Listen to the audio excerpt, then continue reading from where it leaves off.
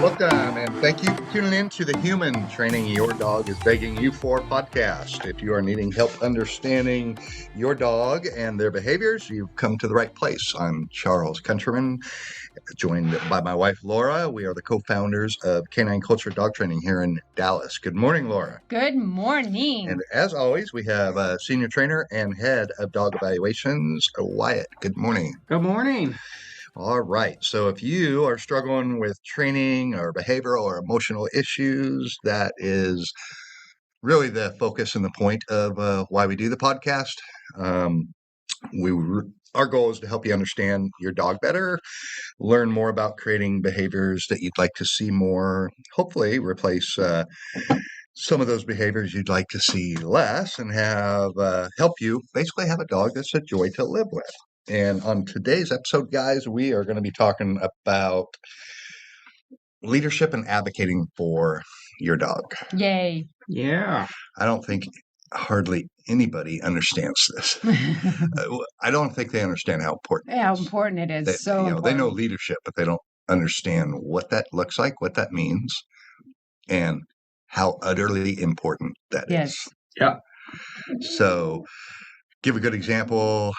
Yesterday morning, first thing, somebody's bringing in a dog to drop off for their second week of board and train, because our dogs go home on the weekends and do homework assignments with their families.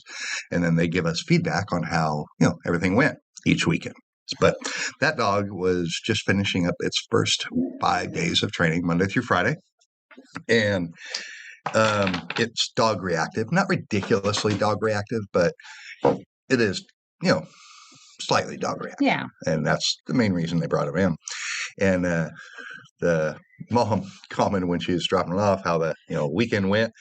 And then she went on to say, and I overheard this, and then I took him to Petco or some pet store, and she saw somebody she knew that had a recent dog. They just got the dog. And I believe it was a rescue, an adult dog. And she said, so I thought it would be a great opportunity for my dog to meet his dog. Well, they're in training for reactivity. Until that's been addressed and resolved, you shouldn't be letting your dog meet any dog. That is very true. Yep. Certainly not in a retail environment. That's very true. Yep. You have no control over that. And certainly not with someone that just has a new dog. They have no idea about this dog. Yeah, they don't know any of the backstory about their dog, and really maybe they don't like bull terriers, and you have a bull terrier, but every other dog they like. You don't know your dog yet. Yeah. So she then proceeds to say, yes, I walked up and let my dog meet their dog, and they were licking each other's face for a minute, and then my dog snapped at him. And I'm thinking, I saw that a mile away. Before you told me your dog snapped, I knew your dog was going to snap. Yeah. Because you weren't being a leader. Yeah. Yeah. Utter drop the ball on leadership. Yes. Because you're telling your dog when that happens, fend for yourself, buddy. I'm going to put you in some real uncomfortable scenarios, and I'm going to require you to have more common sense than me. That's not how toddlers work. That's certainly not how a dog works. For a dog to not be reactive in those scenarios, we don't put them in those scenarios. Yep. If my dog's reactive, I don't let him meet dogs. Especially not like that. We have all friendly dogs. I don't go up in a pet store and let my dog lick another dog's face as soon as we meet. No. That's bad dog etiquette 101. Yes. Just because your dog's friendly and likes to meet dogs does not mean the dog on the other end of the leash wants to meet your dog like that. Yeah. So that's how dog fights happen. That's how people get bit. Dogs get bit. People's dogs need to trust that you are not going to set them up for failure. Yeah. Yeah. That if they're in a scenario, you have kind of vetted the scenario and they know, hey, this is a safe and secure scenario, or my mom or dad wouldn't let me be here right now. My leader wouldn't let me be in this scenario if I wasn't safe. If they start feeling that you're throwing them into unsafe environments, they're going to be ready to defend themselves and handle the situation, because they know you won't. Yeah. They know you can't, because they know you just put them in a scenario they weren't ready for. Yeah. That's leadership. You are demonstrating through your wise decisions what your dog can and cannot handle Yeah. that you are thinking on their behalf, and then your dog quits thinking about that so much because they know you won't put them in that scenario. Yeah. That's leadership. Yeah. Right? Yeah, it is very much leadership. What's another feedback on that? Do you want to go into how she should have done that, or? Yeah, heck yeah. Okay. What should Well, she have first of done? all, she should never let her dog meet another dog yet. She's not ready. Especially since she's still in training. Yes. Penelope. That's Penelope. She's a bull terrier. We have a bull terrier in the office with us that's in training, and you just heard her bark a little bit. But so if your dog is ready to meet another dog, face-to-face meeting is horrible. Yes. Because dogs, they should have learned that they should go to the rear end and smell. That's how proper dogs that are balanced dogs, usually that's how they smell. Face-to-face, the licking. Smelling the butt's like a human handshake. Yes. So licking the face can be a submissive dog, and some dogs hate it to be licked in the face because it is more of a submissive. It's a very submissive act, and some dogs do not want to be face-to-face. Yeah, and they have eye contact. I would go with the assumption most dogs don't. So now you're safer. Yeah. And then you have eye contact, which can turn a dog. You think they're really friendly, and there's something that happens in those eyes to each other turns the dog to say, "I don't like you now. I'm going to fight you." Right. Because you don't know what they're thinking. You don't know. You have no idea. Let them meet each other's butts. Yes, and walk in front, walk because behind. Now the head is on the other end. Yes. You're less likely to have it. And don't let them sit there forever. No. Sniffing and sniffing and sniffing and getting a little too personal. Yeah. Just quick sniff, good, and walk away. And break the eye contact, body language. You should learn how to read dogs' body language. Oh, yeah. So I forgot to say this. She said, but my dog was wagging his tail the whole time. Not correct. Nothing. So if you are, I think a lot of people misunderstand a wagging tail. So many people get bit by a dog wagging the tail while they bite you. Because that is... It's just means your dog's in a excited state of arousal. It doesn't mean I am friendly. No. A lot of times it does not mean that either. Even if it did mean the dog was happy, some dogs like to fight. That's true. Yeah, they like to bite people. Yeah. They like to bite other dogs. Really look at the tail wag, because when you're seeing a dog tail wag, all wags are not different. They're not the same, right? Is it a stiff wag? Is it a low wag? A high wag? A curled wag? Yeah. Just a little flicking. That's not a happy dog. If the tail is like flicking really rapidly left to right, and it's not a lot of curling, your dog is really stressed. Very stressed. And you need to look at, there's so much, dogs talk a lot with their bodies, what their tongue doing, what their face is doing, what their legs are doing, how stiff they are, it's a lot. There's a lot to go into and it dogs. Also depends on breed too. Yeah. Like my Pickles, if his tail's sticking up or very reactive to something. Yeah. It's pretty down most time where it's wagging, but if it's curled up, if it's relaxed, above his butt, kind of just relaxed. Yeah. That's a good point. If you don't know all of your dog's idiosyncrasies of their body language, you are not ready to let your dog meet another person or a dog because you don't know how they're feeling. Yeah, you should know. Oh, and my dog's tail's like this. They are like X. If my dog's on a leash and his tail's like this, on leash, off leash, body behavior changes. So you need to memorize. You need to genuinely know your dog by looking at your dog's position and body posture, what state of mind they're in.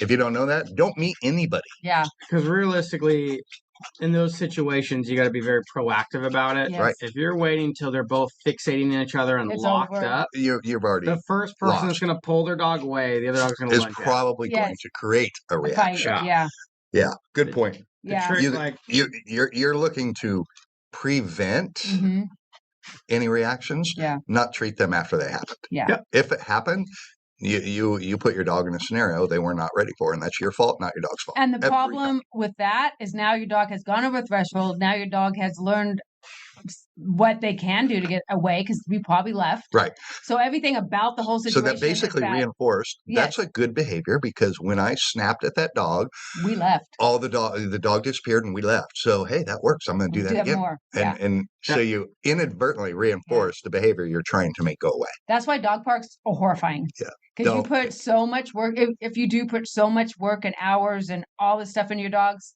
one dog fight can just erase can so erase many years of training and socialization, communication yeah. skills. Yeah. Not, I mean, think about it. In Dallas, there's roughly, I don't know, probably 1.2 to 1.5 million dogs in the Dallas metroplex, which is the whole, between, the whole area. That's a lot of dogs.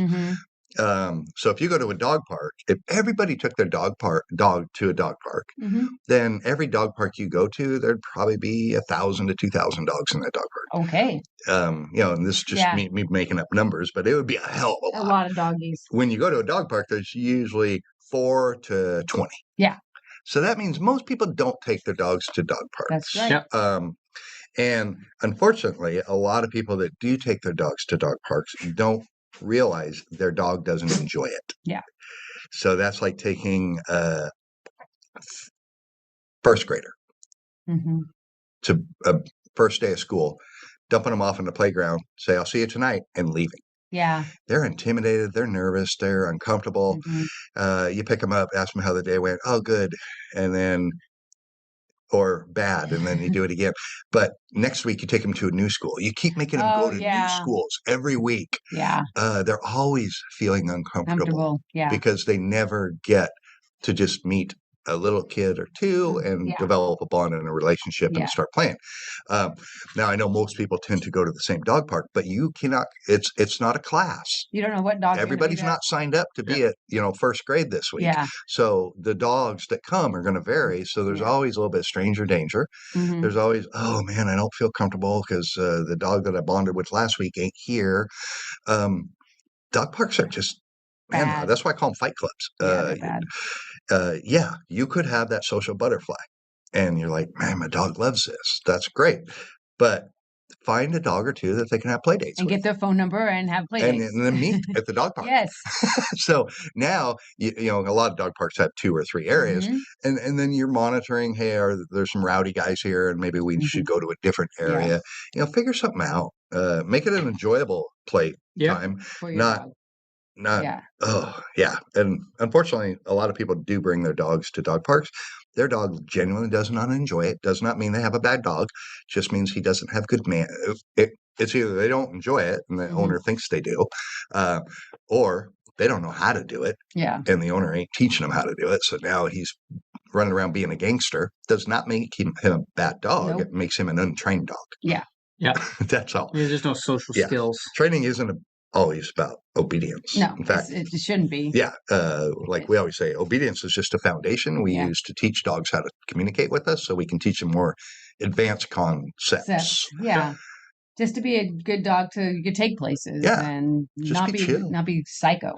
Like Miss Penelope. What's something else that she could have done differently or should not have done? Well, not at a pet store.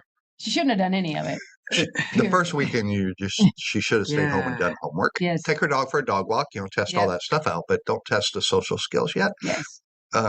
We're building on that. Realistically, she made several mistakes in a row that added up to a bad. Luckily, it didn't turn into a dog fight or anything. Right. It was just in that.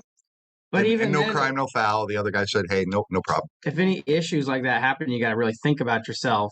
Because you usually made multiple mistakes in a row for something like that to happen. No one communicated that she could be reactive. Right. We were at a PetSmart. The dog was still in training. There was a lot of variables that they just kind of rolled the dice. That's the problem. There's too many variables, and that means I don't have control of the variables, so I can't guarantee the outcome I'm going to have with my dog, so I'm not going to take my dog in there. So what she should have done is if she had the dog there, have the dog in a sit or down and tell him my dog's in training. We're going to talk, and the dogs are not going to meet. Yeah, that'd been that's really what she good. should have. That's she really should have taught the dog how to be calm around a dog and ignore the other person and dog. And she should have treats on her or whatever reward, and reward the dog every once in a while it's being good. Yeah, you reward what you want to see more of. Instead of correcting the snap. Yes. So then the dog's looking at her like she's a cool person. She's not letting this dog get next to her, and I'm getting rewarded because I'm being a good boy. So what she should have. That's what she absolutely 100% should have done. Is use it as a training experience. I'm going to show you how to be in the presence of other dogs and just ignore them. That's way more valuable than teaching my dog how to meet a dog. Because if you get if someone gets that down, then meeting a dog is fairly easy because now your dog trusts you. Yeah. But if I'm always trying to force my dog to meet somebody they're like, oh God, crazy dad's at it again. He's going to force me to meet this dude. And I wish I could tell him I don't want to meet this dude. Yeah. Well, he knows how to tell you, I'm going to bite the dog. So he is telling you, he's snapping, he's growling, his body language is screaming at you. Stop, please don't drop me off at school again. One thing we do here a lot is greeting manners for dogs to people. Right. Because some dogs don't want to greet people, and we do not force dogs to meet anybody. They do not want to, because they are living creatures, and sometimes they don't want to meet people. I don't want to meet everybody. Nobody does. Yeah. Well, I would say that whole problem, a lot of reactive dogs, especially if you own the dog its whole life, it's a symptom of the owner. Yes. Yeah. And a lot of dogs, it's not that they hate dogs or they don't like their parent. It's I don't think you can handle this situation, so I need to step in and do it. I need to be ready to handle whatever comes my way myself. Not even ready. I'm going to step in front of you like a German Shepherd and guard you from this dog, because it might not be a stranger danger. I'm panicking. I don't like dogs. I'm going to try and save my dad's life. Yeah. So now we have some guarding issues. Yeah. But again, even with that type of dog, if your dog truly knows you're the leader and take care of these things, that never happens. That really don't happen. They know, hey, we're on a walk. I just enjoy the walk. My family takes care of the other crap. Yeah. Yeah, and some dogs are not going to be social butterflies, and you can't make them be. It's like some and you kids shouldn't. You shouldn't make them be. Yes. I am not a social butterfly. I am not a social butterfly. Are you? Yeah, you're kind of. You're more than us. Yeah, way more than us. But really, most people are not social butterflies. They just have their people, and that's it. Yeah, we have a select group of people we hang out with, let our guard down, and be like my 9-year-old boxer pit. She's got like 5 dog friends. Yeah. That she's friends with, and about 4 more she tolerates, and that's it. Right. Yeah. She has no want or desire for more. She's good. Yeah. Or George, but George does not. He does not dislike dogs, but he's not a dog. He's never been. Let's go play with dogs. Yeah, he is about puppies though. He likes the puppies. He loves puppies for some reason. He's a freak because most adult dogs aren't especially male. Really great into puppies because puppies bite so hard. But George actually likes and puppies. They're annoying. They don't stop. Yeah, they're just incessant little kids. So if you're out with your dog, you should not allow people to come up to your dog ever. Right. Even George, 10.5 years old, he trusts us.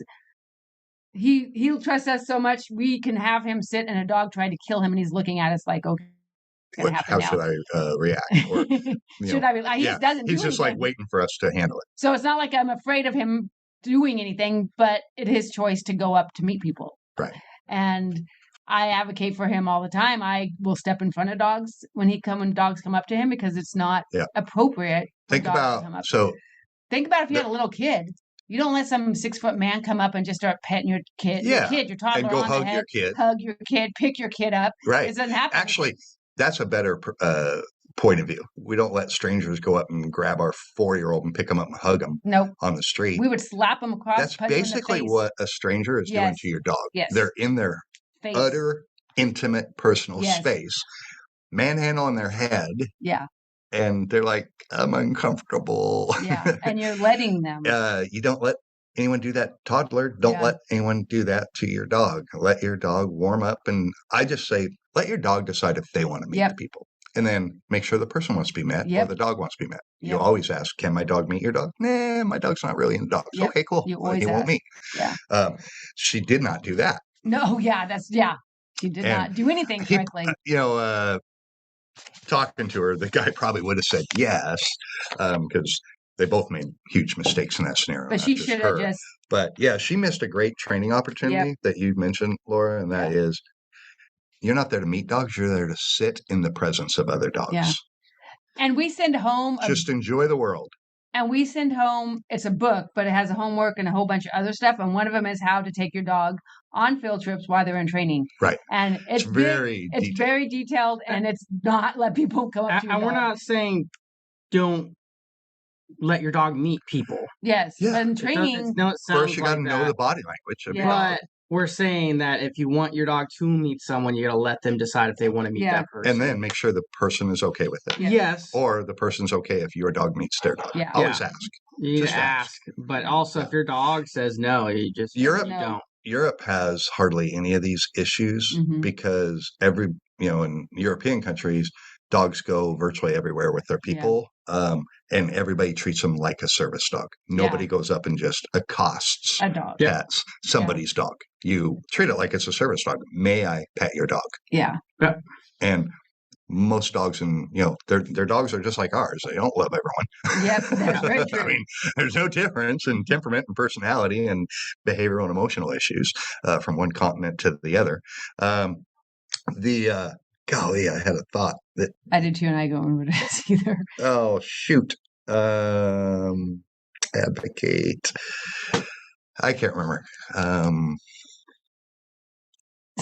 right, empty space there. Yeah. Okay, so know your dog's body language. Oh, here it was. Okay. Some stranger coming up and grabbing your kid and hugging them. Oh, you're not going to allow that. Think of it from the other perspective. If you don't have any kids, or just even if you do, it's a great analogy. If Penelope, leave it. Come here. Good girl. Nope. Come here. Good girl. You would. Doggone, she interrupt my train of thought. Oh, if I went around every day for 1 month and every human I met, I hugged immediately. First thing, I didn't shake their hand. I didn't say hi. I just ran up and hugged them. Somebody, I'm not even going to make it. I'm not even going to make it a month. They're going to poke me in the nose. I'm going to get punched in the nose by somebody that didn't like that. That's your dog. Eventually, everybody continually meeting your dog and they weren't ready for it. Your dog's going to punch them in the nose. They're going to nip or bite. Yeah. Well, eventually you're going to meet someone that isn't nice. Yeah. You roll the odds every time your dog meets another dog. And if you vet them correctly and you communicate with the other human, you can correctly identify a dog that won't go well with your dog. And it might not be that either dog aren't nice, but like my husky pit is way too energetic and dominant for a lot of dogs. Penelope! And if he finds another dog that, really wants to play hard or kind of matching energy with him, then it'll be a lot better. But you got to really know your dog and ask a lot of good vetting questions to make sure the interaction is healthy, works well, and there's not a fight. Because even two nice dogs can get in a dog fight on accident. Or two nice dogs are having a good time, then another dog can set them up for failure too. It's another reason why dog parks are a little sketchy. So, and then there's a better way for dogs to be introduced to each other. It won't be in a store. Or your house. You typically don't want a confined space. No. You want them to feel like they have options. Yes. And when it's a confined space, you've eliminated most of their options because they're also on a leash. So they can't flight.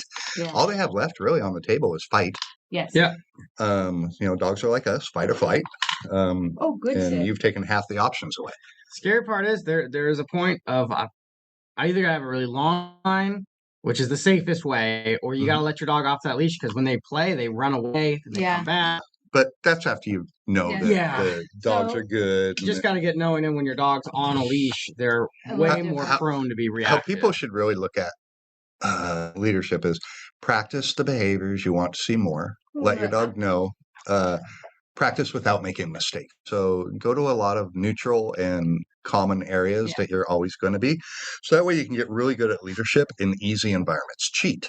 Make it easy to win. Well, the for other you and way your dog. to cheat and win, especially if God has from a puppy, is do this young. Yeah. Socialize your dog young. If it's a rescue and 3 years old, you lost that. But still, get out there, make it easy. Yeah. Limit the distractions. What you're really doing is showing the dog this is how we do things. Yep. Now you start upping the level of distractions a little bit. And again, if you go to a store, that's great, but don't let them eat. I mean, there's more value in your dog ignoring people and dogs than there is in meeting people and dogs. Way more value because that's a dog that can go to a restaurant. because he knows to ignore the dog at the other table that's laying down. Yeah. This is not a park.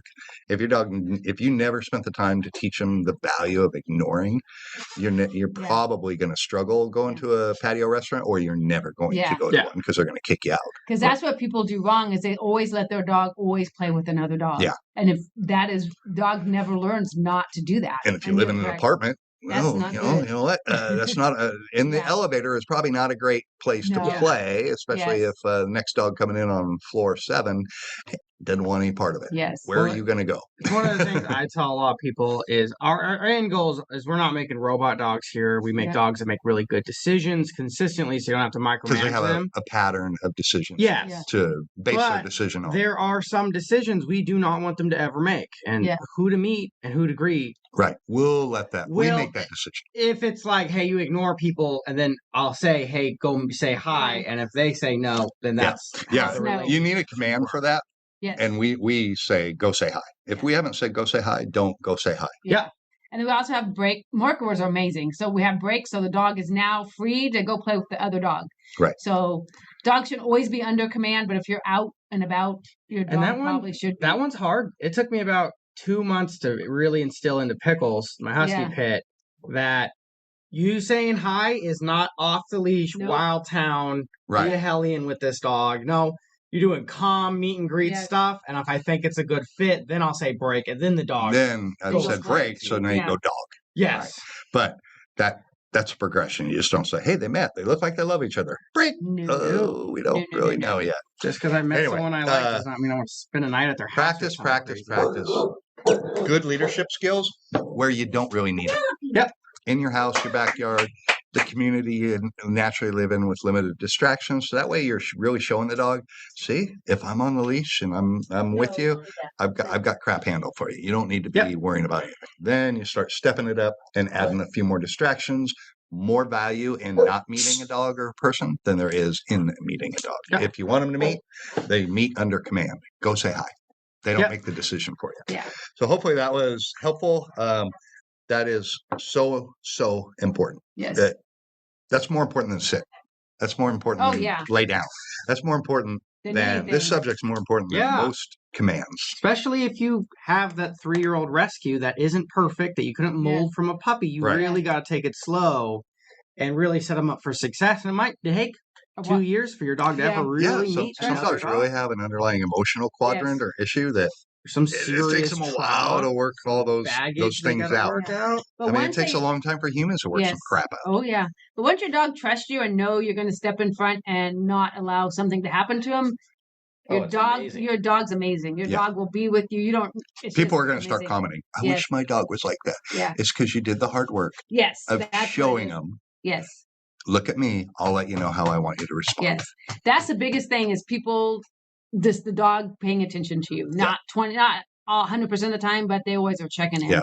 And to get that. Well, it's the flashy, like Abby and George do it, where they'll be sitting on a cot looking at us, and the dog will lunge within 6 inches of them. And I'm like, dude, you should probably get off the cot. They're just committed. They just know we're not going to allow it. Yeah. Like me as a dog it shocks me every time George I would not be upset if you moved away from that dog. Obviously, it doesn't happen often, but we train dog reactive and human reactive dogs here. They need to be around calm dogs so they can see the right behavior. Like George will kind of eyeball them and go, that was weird. Yeah. And then the dog's crazy like, level of trust. You just won't get me. They're very helpful in letting dogs have a better, calmer personality. But that takes years. See our George is 10. George is 10. They want this dog. Well, put the work in, and you will have this dog. Yeah. Anyone could have amazing dogs. They just have to put the work in. If you see a dog trainer with an amazing dog, there's hours and hours and hours and hours and hours. There's so much time that's been put into that dog. So just remember, your dog's not really mature until they're 2 or 3 years old. So don't expect maturity till then. Yep. But you just got to put the work in. Well, and like humans, your dog had some traumatic event. It could be put back a couple years in its it's going to be a longer journey that your dog is on. But it's a fun journey. Yeah. You got a dog, it's fun. So until next week, go have fun with your dog.